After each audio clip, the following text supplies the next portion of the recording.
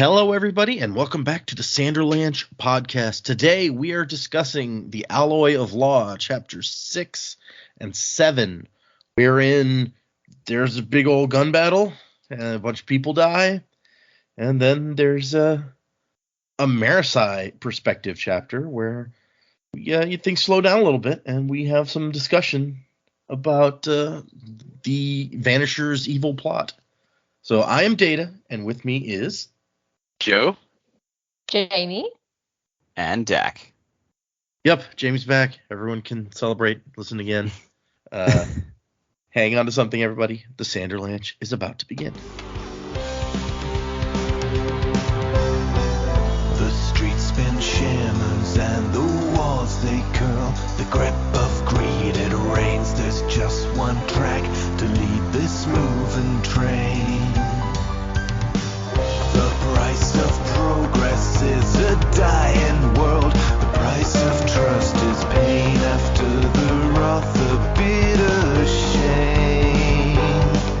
Look up into the night. Pillars of risen, they all in their light. Forward we run, splinter the steel, weaken the wheel. Through life and loss, rivers of soul are trying. The heavy cost of holding the hands of time. Through life and loss. So yeah, what did you guys think? We got a big action set piece, which you guys had said you were expecting to come up. You're like, it's got to happen. Come on, this is a Mistborn book, right? We gone too long without some action. So how'd you like it? What do you guys think of these two chapters? Yeah, it was good. It was satisfying. I really enjoyed the battle. I liked the different ways that the elementic powers can now be used and combined, and the ferrochemical powers along with them. The gunplay aspect, honestly, was probably the more boring part to me. I like the changes that Allomancy and Ferrochemy allow them to do with gunplay, but I'm more interested in Wayne as a fighter than Wax, even though Wax seems to be somewhat of a more intelligent fighter, just because he's not relying on the guns. I'm still feeling kind of weird about Marasi. I feel like she's being forthright, but at the same time, I still feel like there's something that she's hiding. But then we got a perspective from her, so now I'm less sure about that. So I don't know. It's a difficult one for me to. I feel like there's still another layer there we haven't been able to get peeled back yet, and that's kind of what I'm more interested in at the moment. But yeah, it ended up playing out similar to what I thought. I almost wish there was like a direct chase, but I guess they have to kind of build towards getting the bad guy. So I totally get it. And then her coming to see him, it was an okay chapter. Her perspective was interesting and unique, but at the same time, I feel like it wasn't super necessary. Like none of the dialogue in it was like super. Like I kind of figured out most of what they were talking about before they were talking about it. So it's not like, except for the aluminum alloy thing. That's probably the only interesting thing that came out of it. So yeah, that's I enjoyed him overall, but I'm ready to move on and read the next part for sure. Yeah, it's kind of funny because back when the aluminum bullet was first introduced, I think it's Dak who's like, I don't know that an aluminum bullet would actually work that well, but whatever. And now we get into this discussion where it's like, yeah, just an aluminum bullet probably wouldn't work that well. This turns out to be some sort of alloy or something. Yeah, so I really liked the fight scene. I sort of agree the last chapter was a bit it was a very different change of pace, I guess, from what we'd read before. I also really enjoy watching how the ferrochemical abilities work with the allomantic abilities. I think that makes it a really cool fight, and I'm glad we got to see a lot of that in action.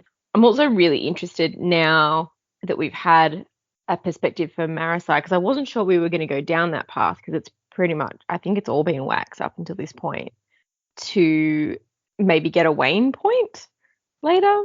I would really be interested to sort of see the world through his eyes. It was interesting for me, like how I'd kind of built Wax, like we've been hearing his internal monologue to then have someone else come in and then get their interpretation of him was a bit different. I guess it's because he's sleep deprived in this chapter too, but I feel like he sort of came across a lot more bubbly than I was thinking.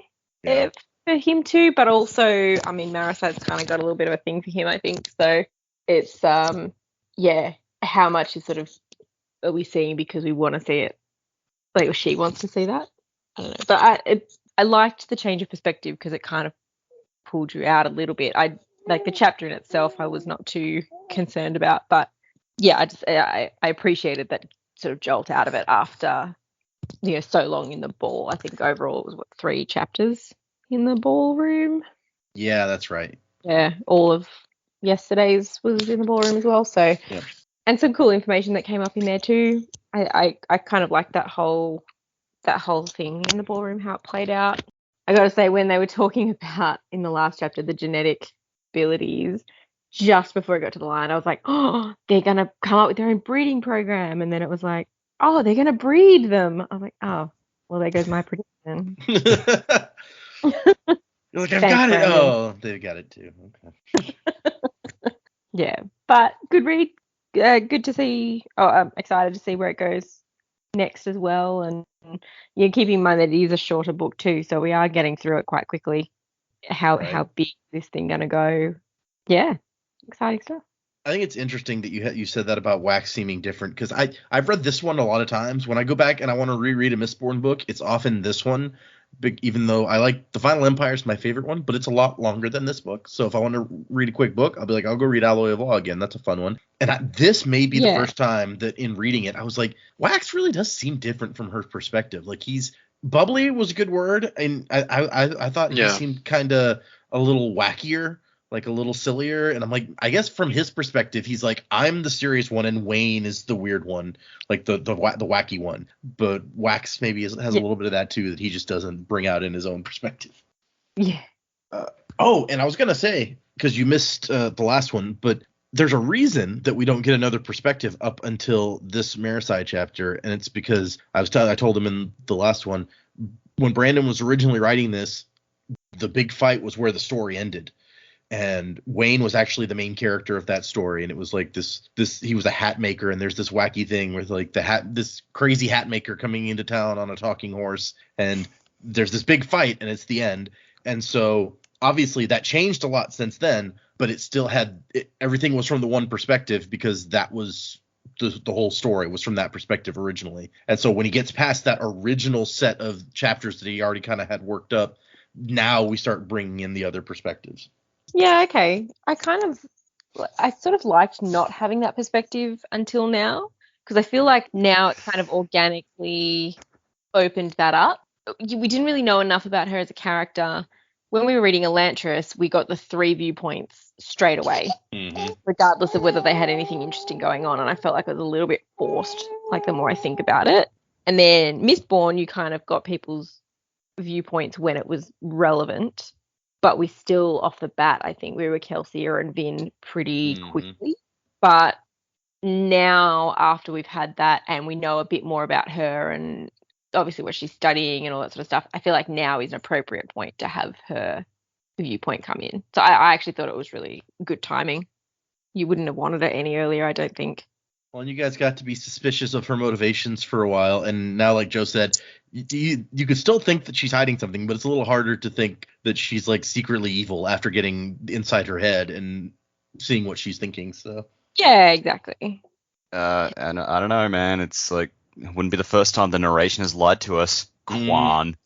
Yeah, no, like I really like this chapters. That entire gun battle, I spent the entire thing just going, oh, this is great. Like, I agree with a lot of what Joe said, but a hard disagree is like all the gunplay stuff. I'm just like, oh yeah, this is cool. I could watch Wayne pushing bullets through tables all day, and I would be happy. That was like Wax, yeah.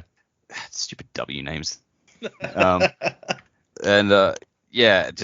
I was just enjoying the fight scene all the way through. How they put their powers into play. How he's using his abilities to like fling up a barricade and then jump behind it and just ambush them, and then they're scrambling to load their aluminium bullets, and it's like, oh no, we don't want to waste the expensive bullets, and that's what got them killed. Yep. Yeah.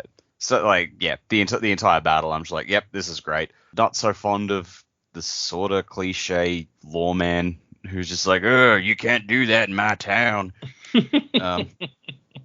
but I guess it was probably bound to happen given what we've already established about the city. When it first popped up that he's squinting at the leader and thinks, is that Miles? I'm like, all right, I know I've heard that name, but I flipped back through the book and I could not for the life of me find where it was mentioned. It is when Wayne shows up and he's like, who'd you leave in charge of like taking care of town? You could have at least called Miles. And then Wayne's like, Miles, he's a right horrible human being, mate.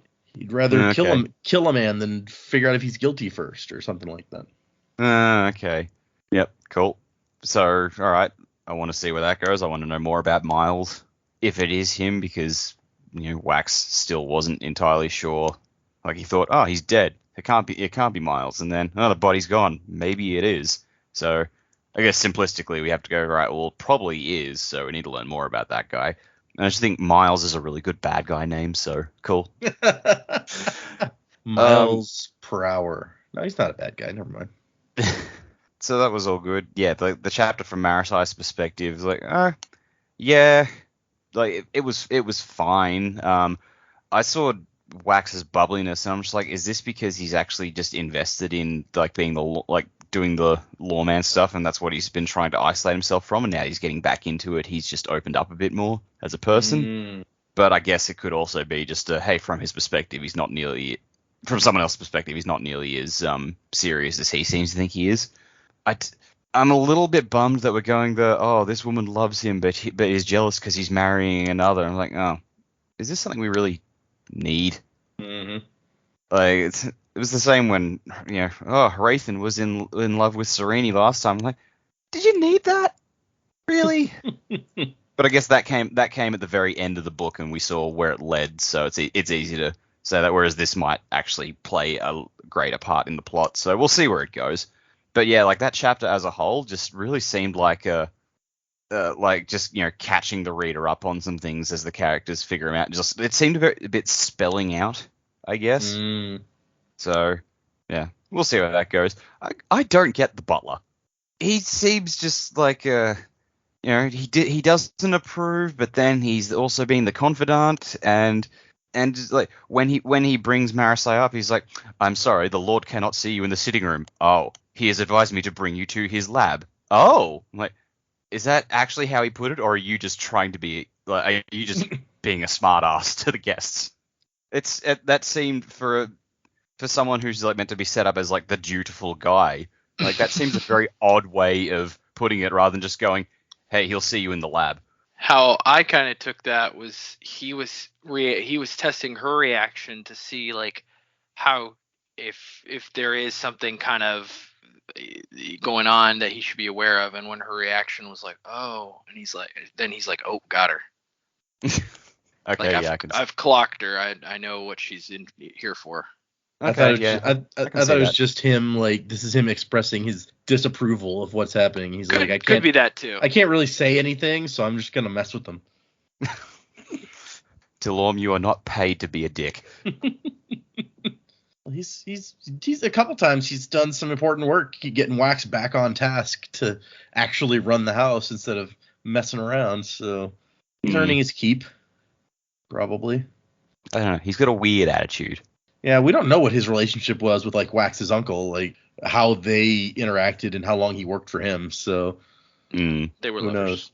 Yeah, lovers in the nighttime. Women get the coachman, daytime. men get the butler. Sure. No, but like the in the nighttime thing is something they say a bunch in Psych, and I was watching some Psych episodes not long ago, and I'm like, I don't know why that's the way that he says that every time, but it's funny. Yeah, I went and watched the first Yang episode the other day. Ooh, that's a good one. Okay. I guess let's get into these chapters. Chapter 6 starts out with the fight. The whole thing is the fight, but at the end of the last one, we ended with they were in the speed bubble, and Wayne was gonna drop it, and it was like, let's do this thing. Very action movie sort of moment, and this one starts out, he drops the bubble and they go to work. And so Wax starts out, like he says at the end of the chapter, he's like, I'm gonna try to make some room, you can catch a ride if you want. And I don't know how if it went exactly how you guys pictured from when he said that, but it was a weird statement to me the first time I read it. I'm like, how are you gonna make some room? But okay, now I get it. I think the only reason it wasn't was because Wayne had suggested something similar before they had decided to do it. Yeah.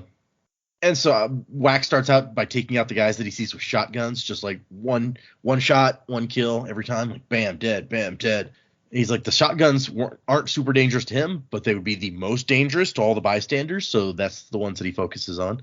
And he says, like, the smart thing to do would have been to crouch behind a table and just continue to fire so that it takes everyone a minute to figure out where the shots are coming from. Because now some of the bandits who haven't noticed what he's doing they're like opening fire. So his shots don't necessarily draw attention from the entire group right off.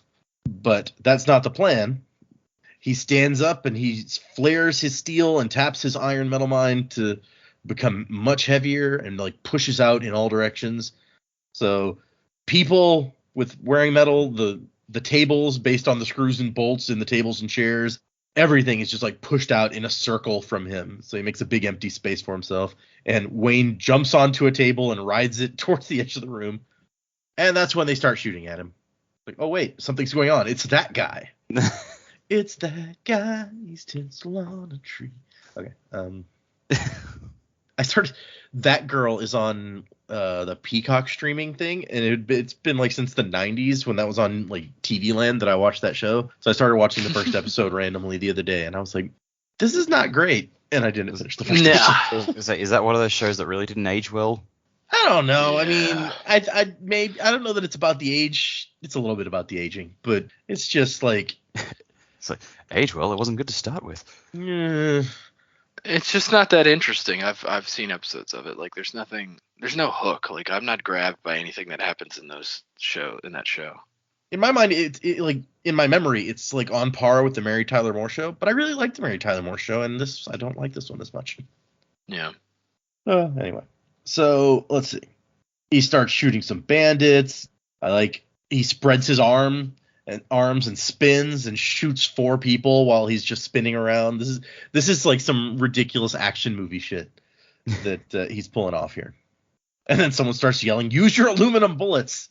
Because he's still his steel bubble is still managing to deflect pretty much all the gunfire that's coming his way, which is impressive given that he's in the middle of the room killing people and everyone is shooting at him basically. Yeah, if they'd cast this movie in the 90s, it would have been like early 90s. It would have been like Bruce Willis. For some reason, I'm picturing like Jet Li, like the one Jet Li, which doesn't make any sense, but in this scene, that's what I'm picturing. Okay, so finally, after someone yells, "Start shooting him with aluminum," he goes ahead and grabs some cover.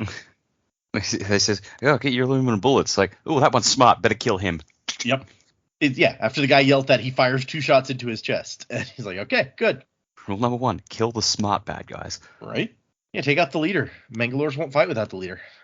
So I like the note. He's like, "It seems I'm in luck. Apparently, based on the bandit leader's curses, the men were already supposed to have aluminum bullets loaded in at least some of the chambers, but shooting aluminum was like shooting gold, and the bandits apparently wanted to go ahead and save those and not end up accidentally shooting them." The guy jumps out and aims his pistol at Wax, and Wax uses his power to like shove the pistol back in the guy's face and then shoots him in the chest. That was so cool. Oh, there's so many cool little moments in this battle. There really are. I'm not going to hit all of them probably, but there are just a lot of fun little like when he does the same thing that we saw him do in the prologue where two bandits jump behind a table, and he's like, "Okay, let me just take aim and then push on the bullet to give it some extra oomph and kill them right through the table." Then he's got his third gun. Remember, he started with 2. The third gun strapped to his calf. Not a large caliber, but a long barrel to make it precise. Which I think that's a note that it just needs to be reiterated here, is that he seems extraordinarily accurate. It mentions like one guy that he has to shoot twice. He's just like bam, bam, bam, taking these guys out so fast and so accurately. It's impressive. Yeah, I almost wonder if he like slightly pushes on all his bullets to get them to be more accurate or something. I've wondered that too. I mean, if you could, then you probably would, right? I definitely would. Yep. And then we see Wayne across the way. Since he uses these canes, apparently his tactic is he'll get close to a guy, bring him a bubble, fight him one-on-one, and then drop the bubble again. And that prevents the rest of the group from getting a good aim on him, because by the time their bullets get to where they're shooting them, he's moved within the bubble. Instead of shooting at where I was, you should have shot at where I was going to be. It's cool. It's a cool tactic. I see it like being similar to like a Nightcrawler Bamf type thing. It's like they disappear for a second, and then they reappear, and the guy's down, Yeah, and he's moved a little bit. that makes a lot of sense. Yeah. Let's see. So the bad guys finally get their aluminum in and start pelting him with aluminum bullets, and he's like, okay, I guess I'll drop my bubble. It's kind of useless at this point. I feel like maybe keep it up just in case somebody is not using the aluminum, but whatever. That's me. Also, it would have been really cool to have Ben Deloy in the original Mistborn trilogy. Right? Like, how much might that have changed things if Vin can put up like a speed bubble? Pretty sure it would have changed things for the worse because all the Inquisitors would have been able to do it. Oh, that's true. Yeah. You know, it would be interesting to see though, like if she combined Ben Deloy with like Duralumin, would that like make time stop for like a long time, or like what would happen, you know? Well, and even without that, I mean, multiple people, like multiple Mistborns being out there raises the question of what happens if like you put up one and then the other person puts up one. Are you like increasing it by a factor of, you know, how fast time is moving, or does it do nothing? Like there's all sorts of questions. Yeah, it's interesting. Yeah. Well, the thing I've wondered since we found out what Wayne can do with these time bubbles is he aging at a normal rate in those? Is he going to be like have the body of a 60-year-old man by the time he's 40 because he's been using these time bottles so much? Or he can also heal, so maybe that helps. Does healing reverse the aging process? Oh, okay, that's fair. I mean, according to X-Men logic, it does, but yeah, not in Mistborn though, because we know that he had to use Adium to like get younger, right? So yeah. Okay, so there's an interesting thing that I wanted to pull out of the annotations at this point, because he talks about how he likes being able to, you know, do the combination of these powers that we were talking about, feruchemy and allomancy, and he likes to have, you know, scientific backing for like the things that he's doing. So he wants the powers to work in a scientific way, basically. But at the same time, he's like, he says, I acknowledge that like weight manipulation aspect of feruchemy is one of the more baffling powers scientifically. Is he changing his mass? If so, he should become more dense, which I actually don't make the case, because then if you became heavy enough, you'd be impervious to bullets because you were so dense. So that, you know, that takes a whole road that he doesn't want to take. So he's like, okay, so if it's not mass manipulation, is it somehow gravity manipulation? Which, again, not really, because when his weight increases, his strength and ability to uphold that weight increase as well. So, and he can't make himself so light that he has no weight at all. So the point being, at some point, when you look at it too much, the ability to explain it scientifically breaks down on some of this stuff. So he's like, I have to set boundaries for, you know, if I can't figure out scientifically a way that it works, then he just, within his own mind, has to set boundaries for within the world. This is the limit of what you can do, and then just accept that it's going to be a little bit irrational sometimes. And the reason I even bring it up is because he then says, don't even get me started on what should be happening scientifically when Wayne speeds up time. Because it does bring into question, like, there should be like red shift happening or blue shift, depending on how you're looking at the bubble. And there should, like, because light's going to be changing speed, right, as it passes through there. So there's a bunch of weird shit that when you look at like time manipulation that would be happening here. And he's like, nope, just ignoring all that. Yeah, they just disappear and nobody can see them because they're moving too fast. At the end of the day, it is fiction. Yes, it's great to have some kind of scientific ideas in the background of how it works. At least you've got some plausibility to it. But at the end of the day, it is fiction. Yeah, it's not real. You can't actually swallow metals and give them these powers. Like, don't try this at home, kiddos. Yeah, especially not with Bendeloy. Apparently that's like poisonous just to touch, if I remember reading the article correctly. So don't do that. All you kids who might get your hands on Bendeloy just at the corner store, don't eat it. And who had the idea in world to be like, hey, this super poisonous metal, let's see if this one is allomantically. Let's take a bite. Yeah. Yeah. Honestly, how much of like figuring out the allomantic metals was people getting drunk and just like, let's just see what this one does.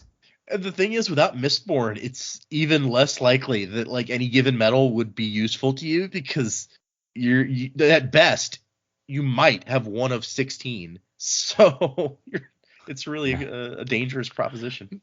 Yeah. Well, maybe they left. Maybe they know all the metals now. Maybe Harmony left the book. Say's left the book with all the metals in it. No, actually, that in his book at the end of the last chapter, he's like, oh, and by the way, there's a couple metals left. You're going to be interested when you find out what they do. Oh, that's true. Magical powers or lead poisoning. Exactly. Yeah, apparently lead doesn't do anything, so anyone who tried that. Yeah. But this is also when Wax figures out the voice. He's like, wait, Miles? The thought was a shock. But then Marasi screams and he gets distracted immediately. So maybe, not Miles. Who knows? Marasi has gone limp as Tarson is trying to drag her out the door. And he has his gun shoved up to her ear. And she knows that she's not just a random hostage, that they want her specifically, so they're not going to shoot her, so she can make herself difficult and know that him I'm going to shoot you if you don't move, doesn't actually mean anything. Or at least she hopes that that's the case. I also like that this gun he had strapped to his ankle, he loaded it specifically with bullets designed to lodge in wood to give him an anchor to push on. That makes a lot of sense given his power. That's a smart move. Then he has a moment where he leaps onto a serving platter and surfs it or something across the room. Now I'm feeling like Jackie Chan. This is the wacky Jackie Chan stunts, like Rush Hour with the steering wheel. And see, that one made me think of Orlando Bloom in The Two Towers when he tosses that shield down the stairs and rides it like a surfboard. Yeah, that's true. Yeah. I thought you were gonna say Orlando Bloom in the second Hobbit movie where he's just jumping around. Yeah, exactly. In the ridiculous river scene. And so he's heading for Marasi to try to save her. As he gets to where he's going, he flips the platter up and uses it to block some bullets that are coming at him, and then tries to push Tarson's gun away from Marasi, except there are no lines pointing to Tarson's gun. He has an entire gun made out of aluminum, which Wax was not expecting. And then as he wants to take a shot at him, he hears Marasi whimper, and he remembers Lessie again, and he's like, I can't do it. I've done the shot a dozen times. I can't do it. And when Tarson realizes Wax isn't going to shoot, he smiles and swings his aluminum gun to shoot Wax. And that's when Marasi gives him a headbutt in the chin, making his shot go wild, and gives Wax the chance to put him down with a shot to the arm once she's clear. And then as he grabs Marasi, shoots the masked bandit leader in the face, and the guy collapses, and he's like, okay, well, yeah, that can't be Miles then. Miles would never fall into a mere bullet. He was a twin-born of a particularly dangerous variety. Okay, any ideas what Miles is? Twin-born, dangerous, interesting. Well, if he's been shot and he went down and then potentially picked himself back up again, you'd assume that, all right, is that some sort of healing thing, or would he have? Does he have the shield like the Wax can do, or? I'm gonna say. Go ahead, Dak. I'm sorry. No. I'm just spitballing at this point. Go ahead. I'm gonna say he's a pewter arm, and he can. He's a pewter arm, and he can conserve strength and use it. So double pewter. Yeah, which would make him it would make him near invulnerable, skin wise, Oui. Interesting. Because if he could conserve strength, but then he could also burn to give himself more strength, then he could have potentially an unlimited well of strength. Yeah, and we do know that increases your body's durability also. So okay, yeah. Yeah, I reckon you're onto something there. I don't think it's going to be anything that we've already seen. It's got to be something. Oh, something new. I was not necessarily new to the world, but new to we know two twin-borns at the moment. Mm-hmm. I don't think it's going to be something like that replicated. I think it'll be a different combo. But I like the idea of the pewter just be really strong. I mean, we know what one new metal does allomantically, but if there's 4 new metals, we're still missing 3 there, and we're still missing what all 4 do in ferrochemy. We have no idea what kind of crazy stuff Bendalloy does when you're a ferrochemist. That's a good right? point. So who knows? Because it wouldn't have to be tied to time. It could be something completely different. Yep. Kind of like how iron is weight manipulation and in allomancy it's pulling. They're not really similar. I'm sorry, Dak. Did you have something that you wanted to guess after you're spitballing your thoughts? No. I'm just the hamster is spinning the wheel in my head and not coming up with anything. So fucking hamster. Get in shape, hamster. Spin faster. Okay, so Tarson is rolling over. Wax is like, no time. Gun's empty. Drops his gun and pushes off of the gun into the air. A hail of bullets flying through the space that he just left, and unfortunately missing Tarson, who's still rolling around on the floor. He pushes off a chandelier in midair to get him and Marasi up onto one of the balconies. Where the musicians are still cowering. That'd be interesting. You're like, musicians on one side of the room, magicians on the other side of the room. This would be awesome. It's gonna be the best wedding ever. I was picturing like some poor hapless magician is just cornered by the bandits, and he's like, "All right, fine, time to pull a Tommy gun out of my hat," and just pops them all. Nice. Or he's just like, I'll give you guys my cape. It's got real silk. That's all I have, I swear. As he's hiding everything in his hat. He's pulling like the string of scarves out of his sleeve and sets up a tripwire with them. He's like, I've got a hat full of milk, but I don't think you want that. He pulls a bunny out of the hat, and the bunny has a gun. He's actually a magician that took a hat. So that's why Wayne wants his hat back. Yeah, exactly. Also, I like how I'm setting up this whole thing as of a magician like being a total badass, and Joe's like the flip side. The magician is a total loser. Yep. Yeah. He's just Sorry, like, take my money. guys, I just do illusions. Dax magician is Rambo over here, but so he saved Marasi now, and she's like, "Oh, thank you." He's like, "Don't mention it. That was really brave what you did, stopping the bandit like that." And she's like, "Yeah, 7 out of 10 kidnappings can be foiled by appropriate resistance on the part of the target." And then she's like, "I'm sorry, this is all just very unsettling for me." Yeah, it would be. So At this point too, I was like, "Oh, don't be the person that always responds with some kind of fact." Yep, you're smart. This is what you study. Please don't let this form who you are. In my book. She's statistics lady. It'll be great. Yeah, I mean, in stressful situations, if that's what calms you, then that's totally fine. I'll allow you that, but just don't be that person all the time. I want to write a book now where the hero is the guy who knows all the statistics. And he's just like, yeah, I'm going to save the world through statistics. It'll be great. I guess that's basically like Numbers, that show. Which I do love the show. Yeah, it's a great show. Anyway. Of course, Data, king of statistics, wants the main hero to be a guy who's super damn it, you beat me to it. Hey, how about those listener statistics? What do you got for us this week, Data?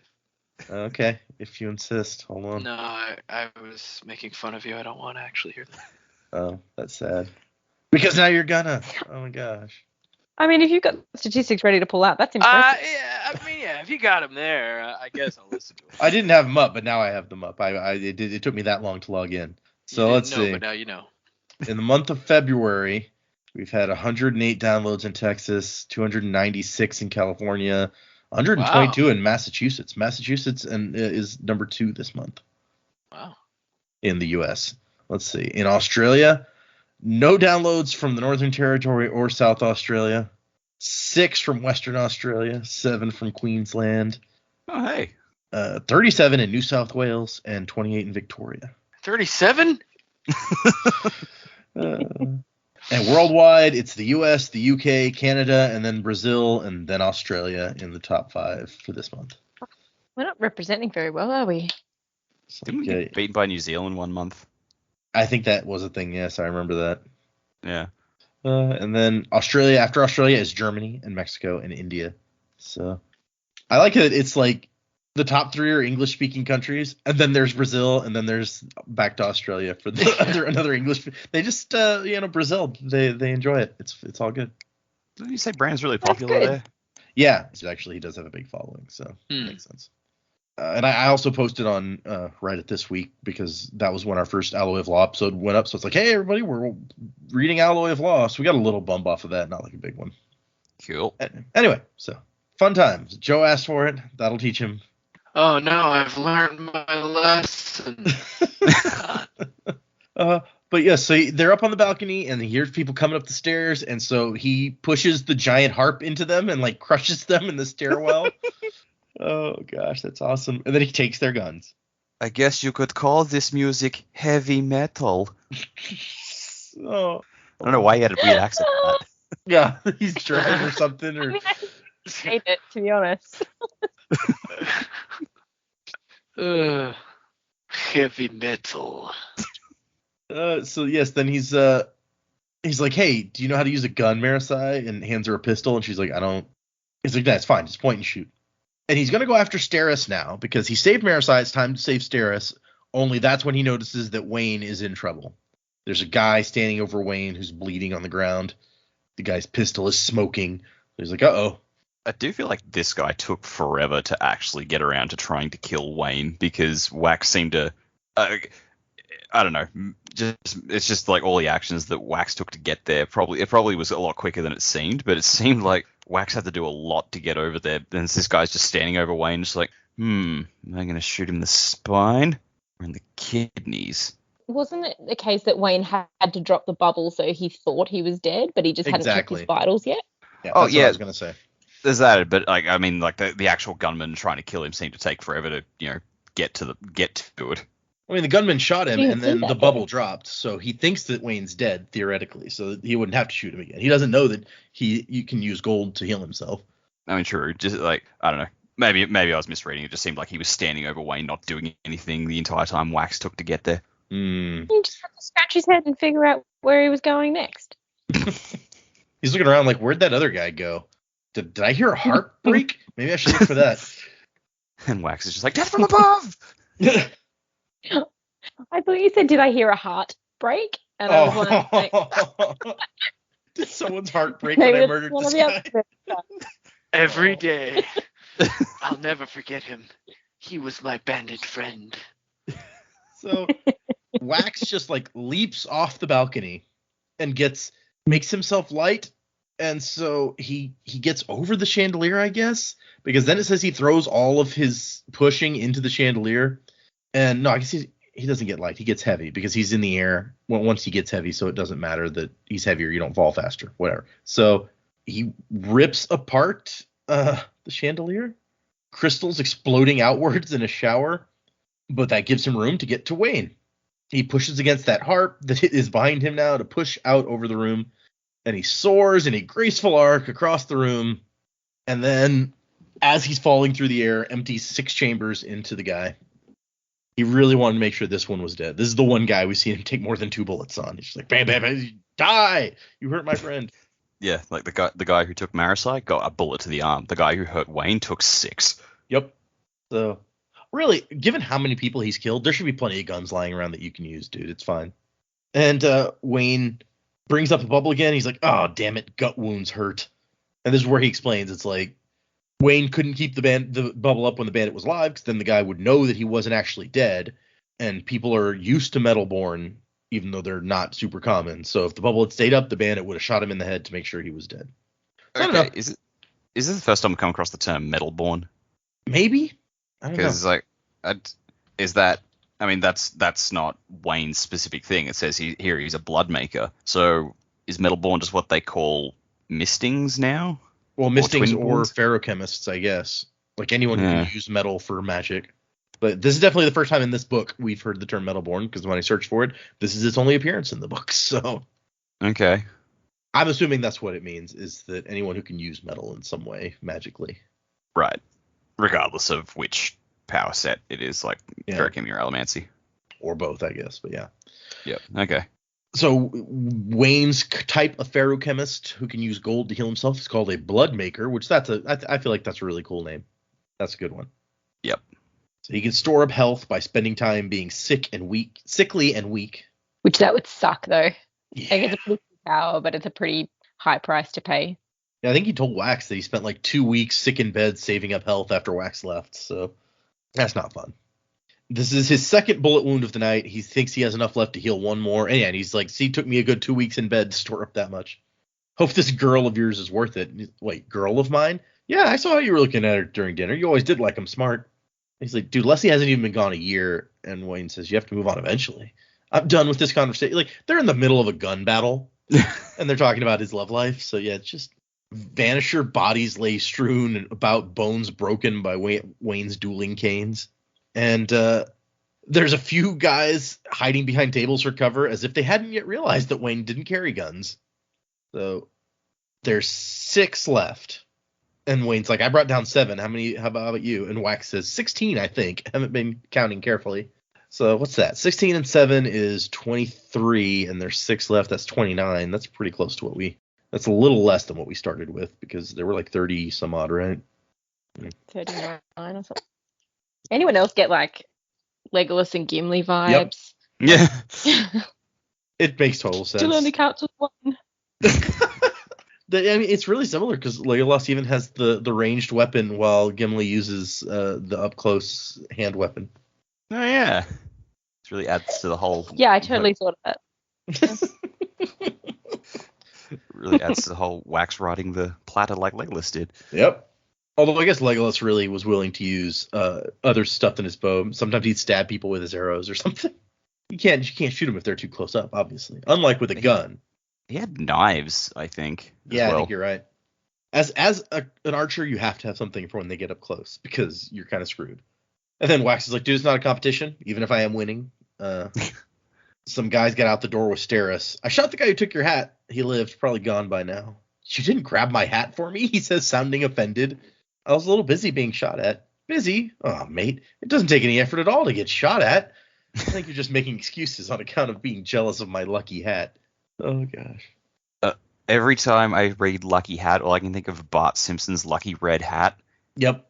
And I don't know if we've actually gotten a description of what kind of hat Wayne was wearing, so I just assume it's a red cap. If I recall correctly, it's like a wide-brimmed. They call it Ruff's hat repeatedly, which I don't know what that means exactly, but it's got a wide brim. And Wax specifically mentions earlier in that the last section we read that like it's designed to like fold up so you can get it small. Okay. But that's the information that we have about it, as I recall. Yeah. What are those hats you wear in the snow with the ear flaps? Is that what they mean by folding it up? Hello? So Wax says, I'm going to take the three on the left. You go right. Let's get them. And I like as Wayne runs and jumps, Wax pushes on his metal mines to send him further, flying towards the bandits across the room. And then he makes himself lighter and pushes on some nails to throw himself across the room. And Wayne just starts beating the shit out of guys with his canes. It says he hits one in the arm and smashes another one in the neck, which, ow, jeez. Wax throws his gun as he's falling and pushes it into the face of a guy. And then uses the empty cartridge that Wayne had given him earlier as an improvised bullet, slamming it into a guy's forehead and piercing his skull. So it says improvised bullet because that's what he's used to. In my mind, it's like, oh, he's using it like a coin from the original series. Got it. Yeah. And he knows there's one more behind him, but he thinks he's doing it a little too slow. And then he hears a shot, and he's like, oh, shit, I've been shot. And then it says, what? By the survivor's scars. And he looks up, and Marasi grabbed grabbed a rifle from the bandit that he'd crushed and clearly knows how to use it. So, yeah, it's like, so you're not just a student studying criminal justice. Mm-hmm. Right? And then she shoots a second bandit. And Wayne's like, wow, I'm liking her more and more. Definitely the one of the two I'd pick if I were you. Which reminds Wax that, oh, there's another one. Steris, I need to go get her. And he notices that the boss's body is not there. So he's like, oh, wait, maybe that was Miles after all. Miles was a lawman, one of the best. Couldn't be facing him. But some horses stood there with a large group of grooms that lay gagged and bound on the ground. It's harsh. The grooms, they didn't even do anything. I mean, yeah, but also they could have just shot them, so. That's true. That's a good point. But Steris and the bandits have disappeared. There is a large group of constables who are just now showing up. And he goes, great timing, chaps. And that's when we get into, I agree, it's a little bit stereotypical, this Constable Breton. He's like, I don't care who you are, how much money you have, you've made a mess. This whole thing. I mean, I guess it's a cliche that's still kind of, like, there's a reason it exists. Yeah. Because it is a common thing, and in terms of storytelling, especially for this kind of story, it's like you need someone to push back and remind them, no, there is actually a system of law and order that you're ignoring by doing this. So yeah, if you didn't have someone saying something, it would seem odd. Yeah. Like, this isn't the Roughs. You can't do anything you want here. You think you can just pick up a gun and take the law into your own hands? So they're in the kitchens with this guy yelling at him. And Wax is like, look, man, I'm sorry. Old habits, I should have restrained myself, but could you have watched women being kidnapped and not done anything? And he goes, I have a legal right and responsibility. And Wax goes, I have a moral right and responsibility, Constable. And here's where we get our body count. The guy comes in and he goes, 25 dead, Captain. And Breton's like, do you see what you've done? If you'd kept your head down, those innocent people would still be alive today. I could hang for this mess. And the other guy's like, no, I'm sorry, Captain. That's bandit casualties. 25 of them are dead and 6 captured alive. And he's like, oh, how many civilians were killed? Just one, sir, Lord Pateris. He was shot before Lord Ladrian started fighting back. And he pulls the guy off to the side, and Wax just hears like some whispers or hushed bits of conversation. Like, you mean 2 men to 31 by themselves? Yes, sir. Anyone else wounded? Broken bones, not too serious, bruises and scrapes. They were going to open fire. So this is really a situation where this guy should be thanking him, probably. But he's made such a big deal that he's like, well, you're lucky. You got lucky is all that is. This could have been a lot worse. But you broke some bones with that allomantic stunt of yours. There'll be bruised egos and angry lords, and they'll come to me to complain. Really? That's... Yeah, this is like that angry cop in Die Hard. Just like, you're a little stunt. There's glass everywhere down here. And Bruce Willis is just like, glass? Who the fuck cares about glass? Yeah, we got dozens of people covered in glass. Who gives a shit about glass? Put the other guy back on. Yeah. Oh, I love that movie. Yep. Who doesn't love Die Hard, to be fair, though? My wife was not a fan, actually, now that I say that. Hans Gruber doesn't like Die Hard. Or his brother. But he's part of the reason it's great. And the guy's like, look, I know all about you. I knew we were going to have this talk at some point. This is my city. I'm in charge here. And Wax is like, okay, so where were you when the bandits started shooting people in the head? Fair point. Oh, shit. Yeah, right? I'm about to ruin this man's whole career. And the guy's like, I'm not threatened by you. And Wax says, good. I haven't said anything threatening yet. And this is just, like, Wax starts out the conversation just being like, I'm sorry. You're right. I should have controlled myself. And then just like after the body count stuff comes out, he just stops giving a shit. It's like, I don't need to deal with you, okay? I'm too tired for this shit. Which is interesting. I need to go home and have my butler make me some wonderful tea. Right, yeah. I'm too old for this shit. It's funny that he's so tired. We know he doesn't sleep after this based on the next chapter, so. And the guy says, you keep a civil tongue or I'm have a mind to toss you in jail for the night. He's like, okay, do it then. Maybe by the morning you'll find the other half of your mind and we'll be able to have a reasonable conversation. Damn. Just like. Just keeps going. You're not making a friend, buddy. Oh, no, he's not. And then the guy just leaves. He's just like, can't deal with this anymore.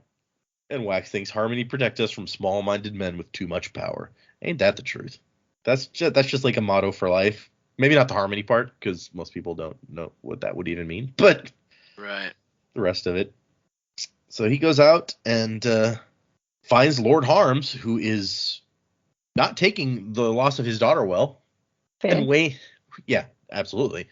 I mean, we found out last time that he's not the biggest fan of his daughter, but that doesn't mean that, he wants her taken by bandits. So Wayne hands Wax a revolver. He's like, I figured you want one of these. It's one of the aluminum guns. He's like, yeah, I got it from the collection that the constables were making. Apparently there were 10 of them. Figured you could sell it. I spent a lot of Bendeloy fighting these gits, and I need money to replace it. Don't worry, I left a real nice drawing I did in the gun's place. So I hope it was a drawing of a gun. Yeah, that's what I was thinking, like a drawing of that gun. Yeah. But it was real nice, so. Given that he draws things in stick figures, That's true. It's going to be a great drawing. I hadn't thought about that. It's like it's not even a picture of a gun, a drawing of a gun. It's like a drawing of like 2 lines with a bullet coming out. This is a picture of the gun, and then below is a picture of me holding the gun as I ride away laughing. On his talking horse. But he also grabbed a bunch of bullets, aluminum bullets, and Wax is like, these are rifle bullets. And he goes, so? So they won't fit this revolver. Why not?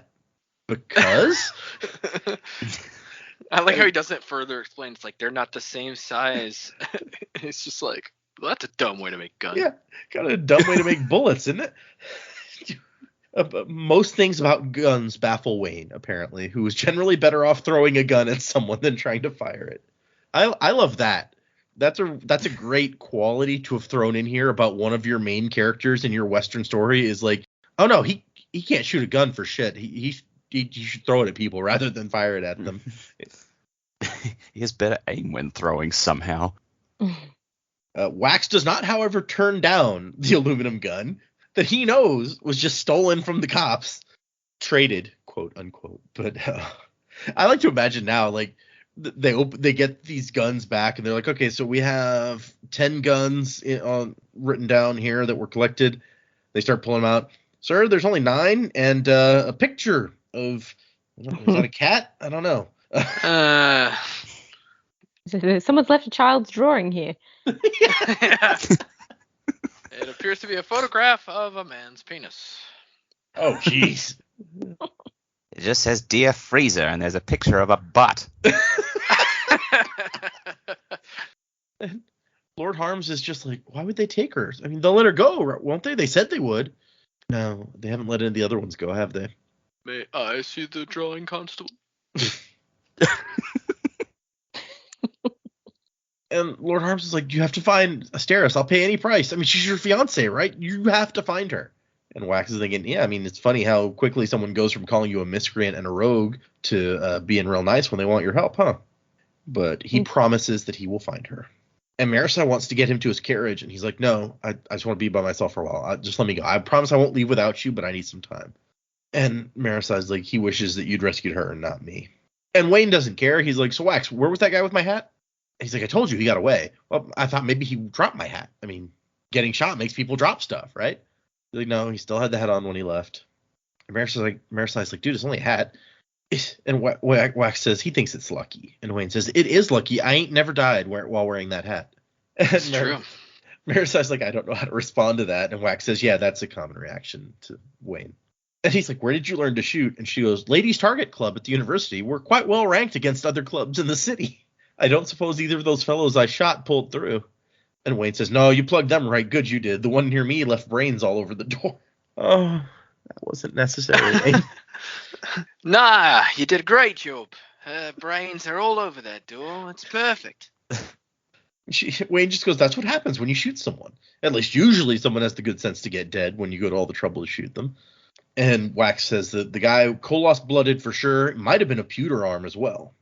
Which I wonder, I mean, we know even in the Final Empire days, they were called pewter arms. That was like the nicer word instead of thug, which was the more common term. I wonder if thug has also fallen out of parlance. Yeah, thug. And so now it's time he can test his theory. He's like, was Steris an Allomancer? And Marasi says no. And he goes, are you sure she might have been hiding it? And Marasi's like, no, definitely 100%. I can promise you she's not an Allomancer or a ferrochemist. And Wax is like, I gotta think this through. There's too much going on here. I'll bid you good night. I'm exhausted, and if I may be bold enough to say it, you look the same. Like he's very polite. It's nice. It's a very nice way of saying you also look like crap. Right? Yeah.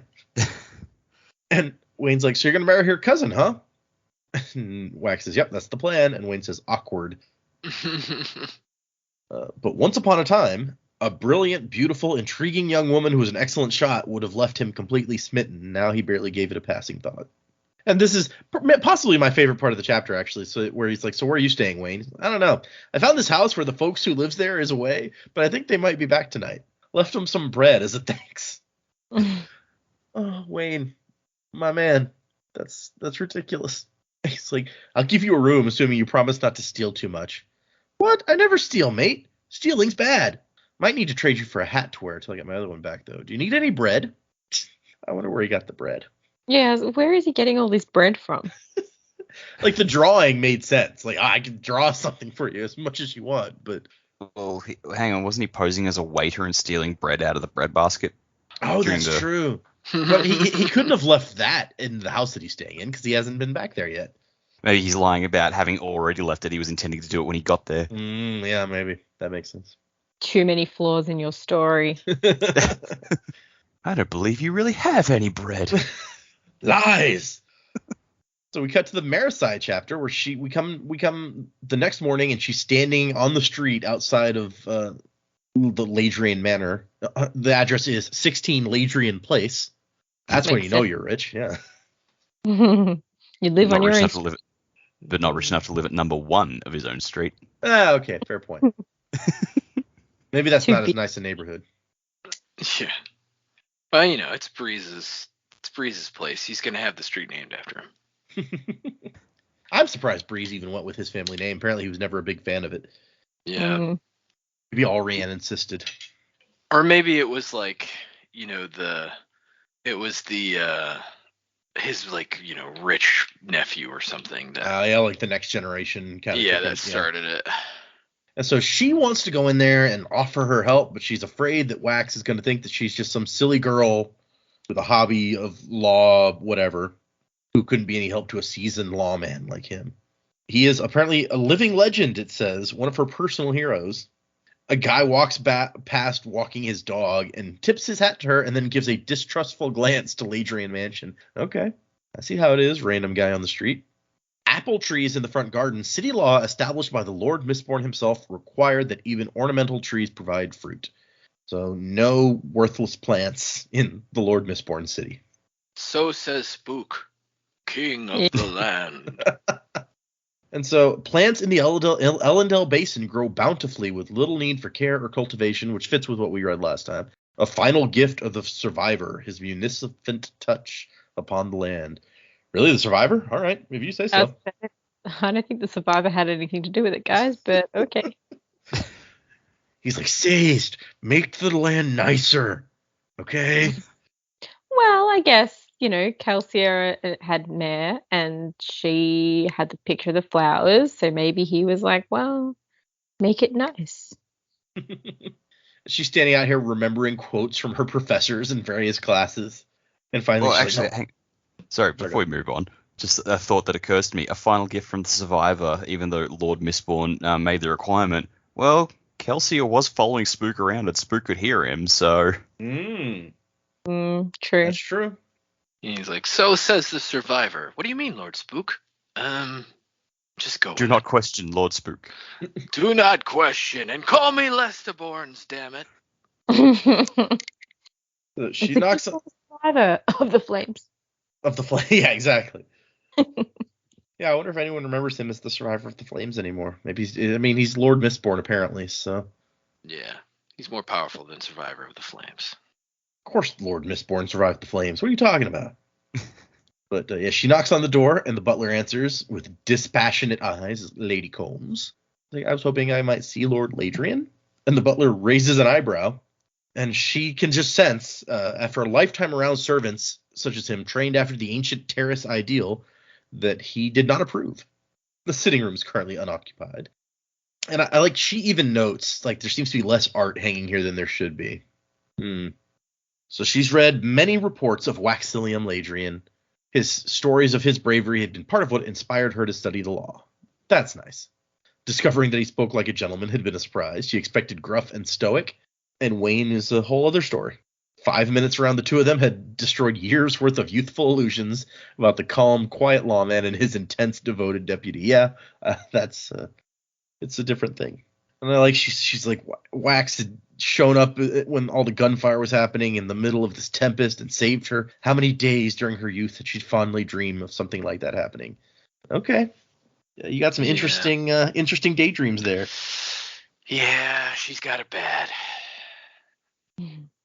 And here's where the butler's like, I apologize. The master says he cannot spare the time to come down to converse with you. And then she's like, oh, and she feels all foolish and stuff. And then his lips turn down even further, and he's like, you are to accompany me to his study so he can converse with you there. Well, it's not like this room was her idea or something where it's like, I want to talk to him in this room. And he's like, sorry, he can't talk to you in this room. This was where the butler was like, hey, there's no one in there. Just go and wait in there. I guess the sitting room is probably where that sort of thing is supposed to happen when you have discussions with people. Right. And there's a funny bit here where if you have seen the U.S. cover, I don't know what's on y'all's cover of the book, but the U.S. cover of the book has Wax with like goggles around his neck, and Wayne is holding a gun, which is a whole other thing. But and Brandon has some comments in the annotations where he's like, so it kind of surprised me when they put made Wax look kind of steampunky on the cover, since that wasn't really with his pair of extraneous goggles. But to be fair, I did put some goggles in the book, so I guess I can't really complain. It's interesting to me how often you find out that authors have very little input on what ends up on the cover of the book. Bloody Dresden in his hat. That's exactly what I was thinking. Yeah, it's like he's always wearing a hat for some reason, even though he never wears a hat in the books. I wonder if after the first one came out, Jim Butcher specifically was like, all right, he's never going to wear a hat. At some point he starts making fun of it in the books. Like he slips in these lines where Harry talks about how much he hates hats and he doesn't like things like on his face or whatever. Like he doesn't wear sunglasses either because he doesn't like stuff on his face. Right. I think it took like 12 books for that. It wasn't until Changes that happened. Yeah. Anyway, so she shows up and he's got his coat and hat off to the side and he's got his sleeves rolled up, his black goggles on, and is holding up something with a pair of tongs. And he's like, "Oh, Marasi, come in. Tilom, you can go." "Yes, my lord," the butler said with a suffering tone. And he's just like, "Check out my science outfit, girl. I'm doing science." Dr. Horrible. So yeah, he's got like a little Bunsen burner and he's got the flame kicking up and the tongs and stuff. Then he holds up a thing of clear liquid dirt. He's like, "Hey, does this look blue to you?" And she goes, "No, should it?" He goes, "Apparently not." Huh. And eventually, I like the paragraph. She was talking to a legend, and he was wearing a pair of very silly goggles. And she's remembering the sight of him soaring through the air, gunshots exploding beneath him, chandeliers shattering as he shot a man from midair and dropped to rescue his friend. When you say it like that, it sounds really badass. Because it was. But he is experimenting to find out what alloy is being used in his guns. They're not pure aluminum. They're something stronger, and the grain is all wrong, but I've never seen this alloy before, and the bullets are apparently another alloy altogether. Gotta test them. As a side note, I'm not certain if you appreciate the advantages you possess living in the city. And she's like, "Oh, I think I'm aware." He's like, "I guess you probably are, but I was talking about how easy shopping is. If I out in the rust, if I wanted a burner that could reach these temperatures, I have to send for one and then wait for it and hope it wasn't damaged or broken when it got there. Now I can just like send out a list in the middle of the night and have this lab set up in a few hours." And he goes, "You seem hesitant. Is it the sulfur? I need that to test the gunpowder, and I guess I should open a window." And he tells her to call him Wax or Waxilium because I have a rule: saving my life entitles you to use my given name. That's fair. Hmm.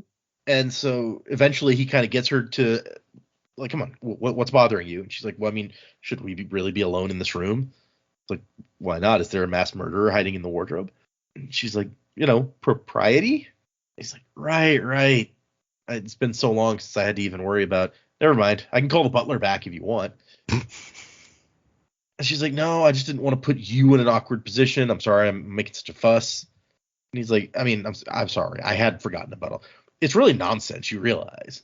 Too much of high society is built around the idea of making sure you don't need to trust anyone. But yeah, okay, that's fair. Mm. And he says, if you remove trust from the relationship, what's the point of the relationship? And she thinks this from the guy who's marrying Steris for her money. But whatever. Difficult not to feel bitter. She at least consented to it. It's not like he was doing it like right? Yeah, with the she's intent getting of scamming the money. Yeah, he's a scam artist. That'd be hilarious. Yeah, he's like, "Give me all your." He's like, I want to marry you for money. And she's like, "Yeah, that's cool." It's not like he's like, "Oh, I'm gonna take all this money and leave." Not only is it cool, she wrote up the contract. Yeah. With the Marriage mistresses contract. Man, so hot. Marriage contract. Woohoo. She's like, do something naughty. He's like, "I didn't sign this page." Ooh. Yeah. I initialed this addendum with somebody else's name. You only stamped it 4 times. You are correct. You're technically correct. The best kind of correct. But you finished with 2 seconds to spare, so I'm demoting you. A good bureaucrat never finishes early. That's right. But they have a little bit of a discussion about metallurgy. He's trying to figure out the alloy, and he thinks that maybe he's like, this is probably a tangent I shouldn't even be indulging in, but it's a hobby of mine, and I thought maybe I could use this to track back where it came from, since I know where the original shipment was stolen from. And he has this whole thing about alloys. Like, do you realize how remarkable alloys are? You take something magnetic and mix it with half of it with something non-magnetic, and you get not half as magnetic. You get a whole new metal that is something completely different from the original two. And he's like, it works for men too. A tiny change can result in creating an entirely new person. How like metals we are.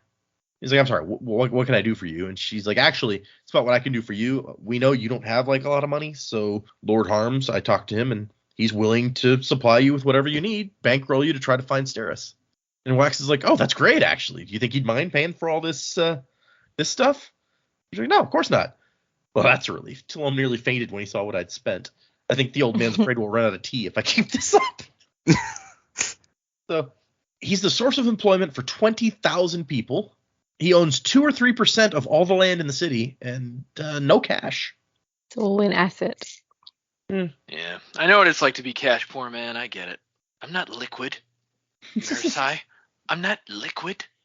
And they have a discussion where he's just like, I'm thinking about the guys. They clearly weren't professionals. I'm sorry, that probably doesn't make any sense to you. And she goes, no, it makes sense. The way they were itching to shoot up the building, the way the boss let himself get goaded into shooting Pateris. He's like, yeah, so they're experienced thieves, but they aren't like refined at it. They're not good at it. They have some experience. They're not, I guess, experienced. And she says a simple way to determine the type of criminals by who they kill and when, because murderers get hanged, while thievery alone can mean escaping death. So if those guys really knew what they were doing, they would have been very happy to leave without needing to shoot anything or anyone.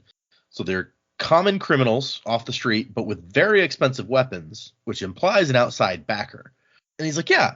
At first, I was confused because I thought it was all about the kidnappings, but then last night they really wanted the stuff they were stealing, which, given how much all that aluminum that they're carrying around is worth, like, they'd make more money turning that aluminum into cash than they would robbing, like, a bunch of people.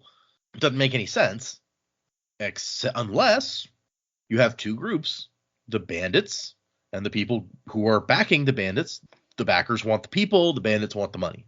Their conclusions, I guess, make sense here. And Marasi says, but that means, I was hoping that it was mostly over with because you counted just under 40 thieves originally, and you guys killed 30 or so or incapacitated. And Wax like, yeah, 31.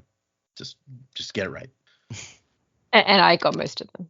Yeah, absolutely. So it's like, killing 3/4 of a group should it be enough to disband them, one would think. And he's like, yeah, in my experience, it would. He's like, I've done this kind of thing before, so yeah, usually that's enough.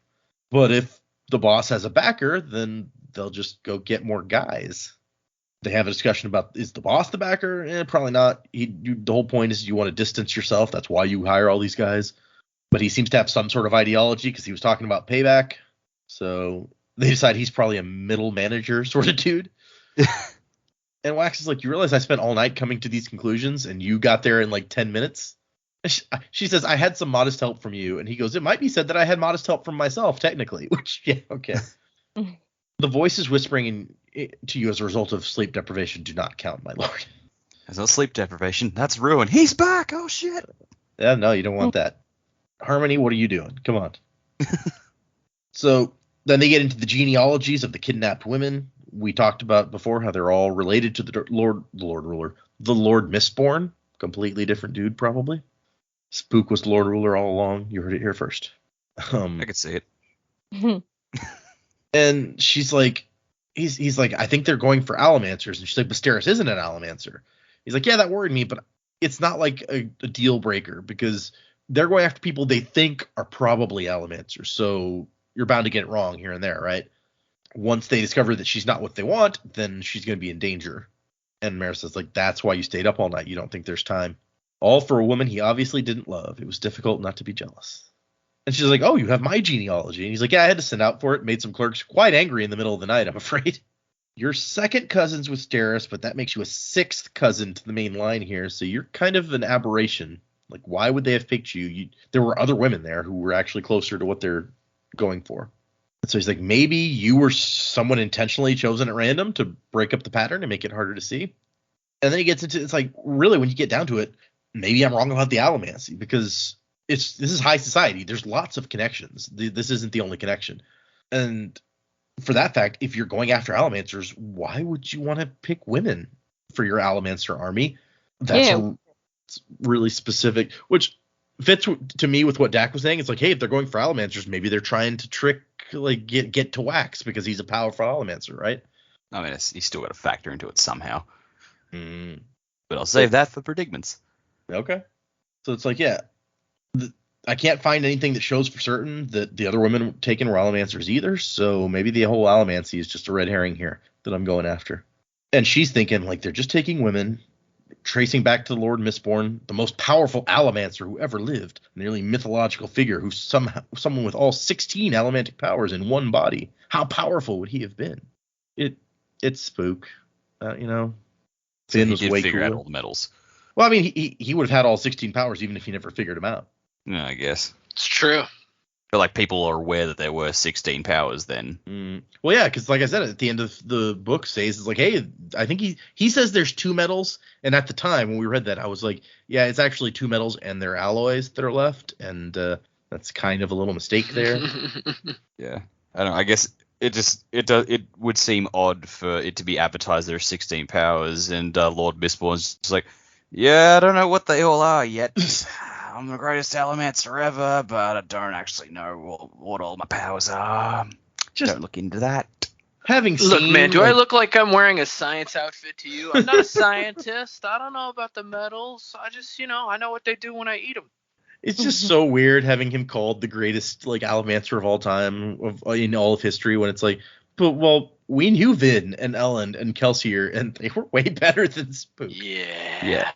And other people who knew them were also around. Like, was there a point it's like Lord Mistborn's up on his throne? It's like, I am the greatest Allomancer that ever lived. In the back of the room, Breeze is going, "You suck."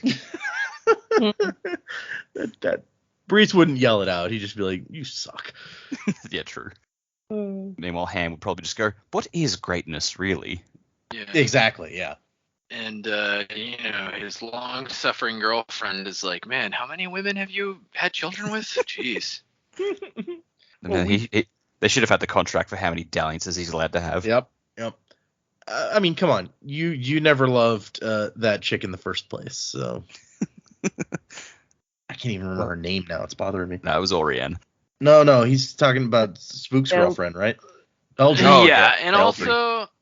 also, just because I don't like somebody doesn't mean I think they should be cheated on repeatedly. Yeah, okay, that's fair. Yeah. Spook always said he knew why she was sad. Now he really knows why she. Maybe they broke up. I mean, that. I know why you're have to have been sad. cheating on her. I know why you're sad. I just had my 5th kid, and none of them have been with you. I get it. I know why you're sad. I am why you're sad. Yeah, exactly. You guys ever read the play No Exit? No. So Sorry, this just reminds me of that. It's like a Sartre play about these 3 guys, or well, 1 guy and 2 women who end up in hell. It's where the term hell is other people, like that expression comes from. Yeah. Oh. And it's like they're just escorted into this room and left there. And what they eventually conclude is that they were specifically chosen to be put with each other because they torture each other. They hate each other, and they do the work of like making this hell without whoever's in charge of hell actually having to do anything. Oh, so the good place. Yeah. But no, it reminded me of that because at first they all pretend that they're like, oh, it must be a mistake that I'm in hell because I was a really good person. And the guy says that he was a pacifist and he worked for a pacifist newspaper, and then his country went to war and he refused to fight, so they killed him for it. And so he's like, that's not wrong, is it? And then it turns out that his wife like just loves him so dearly and like practically worships the ground he walks on, and he just is horrible to her and cheats on her constantly. And at one point it's like, I brought this woman home one night, and I'm sure like the walls in our place were not very thick and we were very loud, so I'm sure she heard us. And then in the morning my wife brought us coffee. So yeah, I'm an asshole, and that's why I'm in hell. So the Lord Mistborn just cheating all the time, yeah, might have happened. But he could have also just broken up with her, They don't have to be together forever. I'd like to think the worst of Spook. So this is where Marasi realizes what she thinks is going on, which Wax has not twigged to yet. And she's like, allomancy is genetic. And he's like, yeah, that's why I'm looking at these like genealogical lines. And she's like, no, genetic. They're taking all women. Do you not see? They're not going to build an army of allomancers. They're going to breed one. That's why they're taking the women with the most direct lines back to the Mistborn. He's like, by the survivor spear. Well, at least that means Steris isn't in immediate danger. She's still valuable even without being an allomancer. And Marasi's like, yeah, but if I'm right, she's in a different kind of danger. And Wax is like, yeah, actually, okay. Wayne's never going to let me live down the fact that I didn't see this. And she goes, where is Wayne? And he says, he'll be back soon. I sent him out to cause a little mischief. And that's the end of the chapter. So, yeah, okay. Let's do predicaments. What do you think Wayne is doing? Should maybe be a predicament. And maybe also, do you guys think that Marasi is right? Okay, hold on. I've got to switch devices here. Give me just a second. Okay, cool. I like all of these like things that they say. It's like we had Harmony's wings Preservation's wings and Harmony's forearms, and I was like, by the survivor's spear. Yeah. I mean, wasn't the spear a symbol of the Church of the Survivor in the original trilogy? It's like it makes sense because of that, yeah. But it's still bleak. Well, and at the time they were like, really, that's the symbol of the church, the spear that killed him? Like, you got to be able to come up with a better symbol than that, right? All right. So, what do I think Wayne's up to? I don't know. I honestly can't think of a thing that Wax would have him do. Snoop around, I guess. That seems to be his forte. So maybe he's looking for more information about the Vanishers somehow in town. I don't know. It's kind of a. I don't feel like I have enough information to make a good guess on that. So yeah. What do I think is going to happen next? I think they're going to be able to. I think first of all, kind of what I said last time is they've got to figure out how the Vanishers are vanishing, like how they're accomplishing. Now, in this last time, they just kind of retreated on horseback or whatever. So I want to say like that's not necessarily an escape that they have to be super concerned about, but they've got to be able to find them somehow. So some way of tracking them down. But something that's been brought up a couple of times, and I kind of agree with, is like the constables don't seem to be on the spot like ever when this stuff is happening. And it's like even if it is unsafe in the city, like more unsafe than it is in the roughs, if you've got constables, like surely somebody can get there. So I think maybe there's some kind of corruption in the constabulary. That's basically somebody's palms are getting greased or something's happening where they're not like showing up immediately, but maybe not. Well, we also don't have like phones or anything, so it's well, sure, but if like using the party as an example, if they took the party from all the doors and like got the guys from the kitchens inside, so no one was there to run for the cops, basically. So who knows how long it took for word to somehow make it to the constables. I guess that's pretty convenient though to basically say like they covered all the doors and nobody outside thought anything looked suspicious when all of these men surrounded this building. So like it doesn't make a lot of sense in that aspect. And then what's more intriguing to me is like making this Miles connection. Like, so if it is this guy Miles that he thinks it is, you know, we speculated a little bit about what maybe his powers are, but it seems pretty clear that his motivation is that he doesn't like basically from the one or two lines that guy said, he's like he doesn't like the city people. So that could be, I mean, honestly, that could be motivation enough to do something, to do what he's doing. Basically, they're going to try to create some kind of power house out in the roughs. Maybe, I don't know if that's where he's planning, if that's where he's going back to. So that's something that I'd be interested to know more about if it is the same guy. If it's not, we've obviously still got a guy that's like doesn't like city people. So we've got that. We've got kind of the mystery of like if my question now is like if they are using these women to create more Mistborn, like who are these women being forced to mate with? Like that's a weird way to put it, but you know what I'm saying. Like who are these women being forced to have sex with to have children? So that's another piece that I'm just kind of like what? So yeah, that's really all I got. That's a good question. It's like you would think that if they're trying to create Allomancers by going back to like this original powerful line of Allomancy, then you would want men from that line too, right? Or from some equally powerful Allomantic line, which apparently there isn't one because Lord Mistborn was the most powerful Allomancer in history, quote unquote. So, all good thoughts. Okay, so what's Wayne up to? Wayne's causing some mischief. I had sort of thought that maybe Wax had sent him to figure out what Miles had been up to, maybe exploring sort of that side of his hunch. I don't know how much mischief he'd get up to in that, but I'm sure Wayne would find something. How many things he can trade, I don't know. But yeah, I don't know what else he would be doing. I mean, I guess you wouldn't want to be causing a whole bunch of disruption at the moment, but some kind of investigation for sure. I'd sort of had a thought about Marasi. First thought was that she was chosen to be taken because she was seen with Wax. So it wasn't necessarily Steris. Like, yes, Steris is the one they were looking for, but then, we'll take another one. We'll take this one because the leader does have an issue with Wax personally and sort of missed the whole thing that Steris and he were to be engaged, but because those two were talking, so maybe she was targeted because of Wax. There's also more going on with her. I mean, I'm not jumping straight on she's the bad guy wagon, but she definitely knows more and has more skills than she's willing to let on. She kind of only reveals them as she wants to or needs to. You know, she went very quickly from, I'm not really sure what to do with this gun, to being a pro.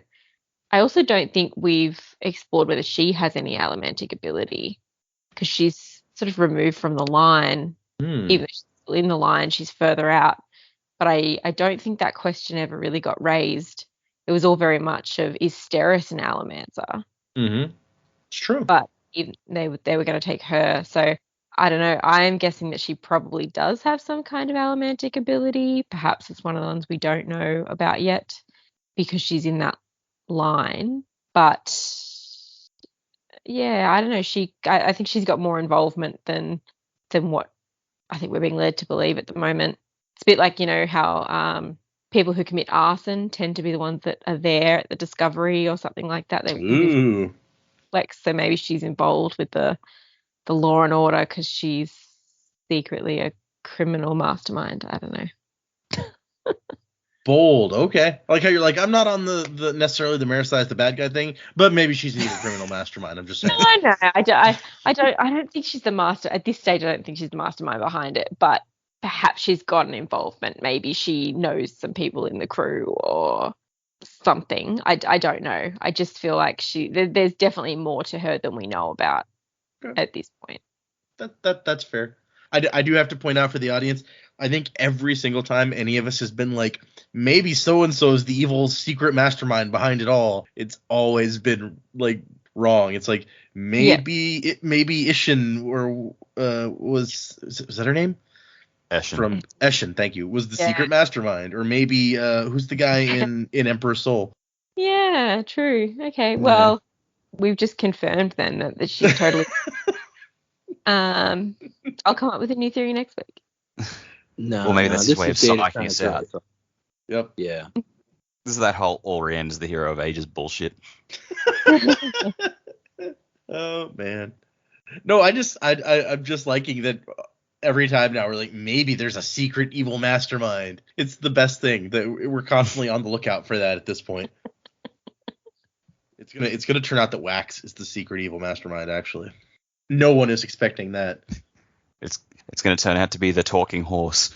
It's like, but how could you possibly know it was the dog? Well, you just give the dog shifty eyes so people will suspect the dog. Oh, classic. Okay, so as far as what Wayne is up to, I feel like Wax and Wayne are both good law keepers, and they know that you need to chase down leads. So the only leads they have at the moment is some of the crooks survived the gun battle, and Wayne has a habit of just being able to get into places that he really shouldn't be. So I feel like Wayne is going to go and try and infiltrate the lockup where they're keeping the other, like the surviving crooks. Oh. And have a conversation with them and try and get information out of them, whatever he can get. I don't know what's going to result in that, and I'm sure he'll probably piss off the police in some way because it just seems to be what he does, and these police are easily offended. So I think that's where Wayne's going to go at this stage. As for everything that's going on, I'm looking real hard at Miles. If it is him, I'm pretty sure it is. You know, not like we really have any other candidates for who it could be. And just thinking how personal it seems to be between him and Wayne because they know each other. He didn't seem surprised that Wax and Wayne were starting the fight, so I feel like he sorted out deliberately because he knew Wax at least would be there. And when he was talking about how, you know, people shit on the roughs and like high society doesn't care about them, I'm like, is Miles like a reverse Kelsier sort of figure. He's the criminal trying to lead the uprising against the upper class. Mm. You know, given how that's how Final Empire went, this could be interesting. It's like, oh, we're seeing really the other side of that, of when criminals try and upset law and order, and like their drag, and how many people they're going to drag under who really are innocent of the whole thing. That's an interesting take. Yeah, so we'll see how that goes. Like, I don't know who the backer is. I keep coming back to Bloody Tan from the prologue, and everything he was banging on about how, you know, he saw God, he saw death, someone else moves us. So that's really stuck with me. I think there's got to be some religious or like mystical aspect to what's going on. Like, whoever the ultimate villain is of this book is like they're being motivated by some higher cause or some misinterpretation of a higher cause in some way. I don't quite know how, because I can't figure out what the hell Tan was on about. But yeah, I think that's got to be a part of it. And then whoever's doing it is manipulating Miles, who genuinely is trying to bring law and order to the roughs. And I think in Miles's head, having a Mistborn army means you'll just have a very effective lawkeeper army. But whoever's backing Miles is going to use these Allomancers for their own ends, and I don't know what those are yet. Yeah, I mean, if we don't have any other candidates besides Miles at this point for who's in charge of the bandits, we definitely don't seem to have any candidates for who's in charge of the secret behind him. Yeah. It's Tillam, obviously. So he's trying to corner the market on tea. It's funny that you're like, yeah, I mean, it's probably Miles because we don't have anyone else it could be. It would be weird if you had like 3 different times where Wax is like, is that Miles? That might be Miles. And then Miles isn't actually related to the story in any way.